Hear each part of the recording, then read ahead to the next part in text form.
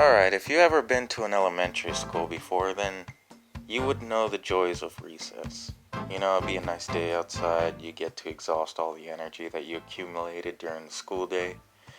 My favorite way to exhaust all that energy was to play a game called wall ball, which consisted of throwing a tennis ball against the wall. Fun, right? And if you couldn't hit the wall, then you're out.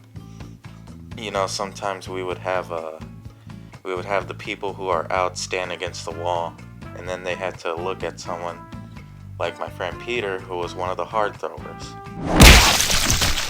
Now, in all the days I've been playing wall ball, I know of three ways it can end. Pathway number one is where it would end peacefully, where we would just put the tennis ball up and go back inside. Pathway number two is where someone who couldn't throw even if their life depended on it threw the ball way too high and would end up getting it stuck on the roof, and we'd not play wall ball for 2 to 3 weeks. Pathway number three, well, let me give you an example of pathway number three. We were taking a little break from wall ball, getting everyone organized, and we had this kid named Nehemiah. He was standing in front of the wall doing God knows what.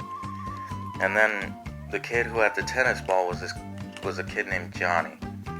And he decided it would be a good idea to throw the ball against the wall.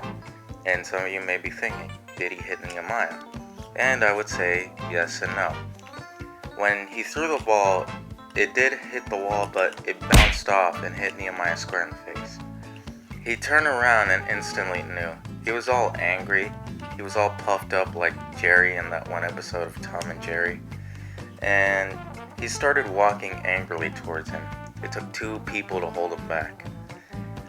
And Johnny just there looking aimlessly like he did nothing wrong. And we ended up putting up the tennis ball because it would be too much for one day.